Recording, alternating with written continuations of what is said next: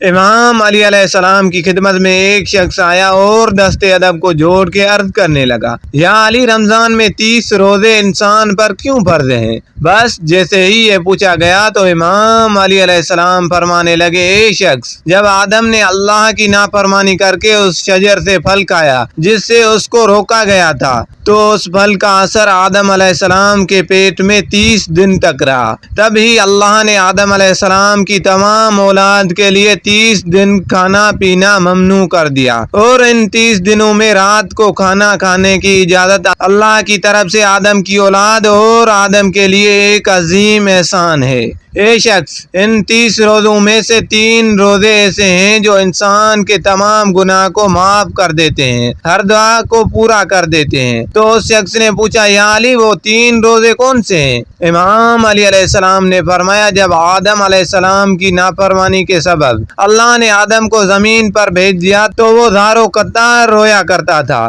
یہاں تک کہ ان کا پورا جسم سیاہ ہو گیا، اور جب اللہ نے انہیں معاف کیا تو فرمایا، اے آدم، چاند کی 13ویں تاریخ کا روزہ رکھ۔ اللہ کے نبی آدم علیہ السلام نے جیسے ہی چاند کی 13ویں تاریخ کا روزہ رکھا، دن کو بھوکا رہے اور سورج غائب ہونے کے بعد کھانا کھایا، تو اللہ کے کرم سے آپ کے جسم کا تیسرا حصہ سفید ہو گیا۔ پھر جب 14ویں کا روزہ رکھا تو آپ کے جسم مبارک کا دوسرا حصہ بھی سفید ہو گیا، اور جب 15ویں کا روزہ رکھا تو آپ کا پورا جسم اللہ کے فضل و کرم سے نور کی مانند چمکنے لگا۔ یاد رکھنا، جو انسان اللہ کے قریب ہونا چاہتا ہے وہ رمضان کے 30 روزے رکھے، اور جو انسان اپنے گناہوں کی معافی چاہتا ہے، اپنی ہر دعا اللہ کی دربار میں پہنچانا چاہتا ہے، تو وہ 13ویں، 14ویں اور 15ویں کا روزہ رکھ کر اللہ سے دعا مانگے۔ جو انسان یہ 3 روزے مسلسل رکھ کے اللہ کی دربار میں دعا مانگتا ہے تو اللہ بغیر کسی رکاوٹ کے اس انسان کی دعا فوراً قبول کر دیتا ہے۔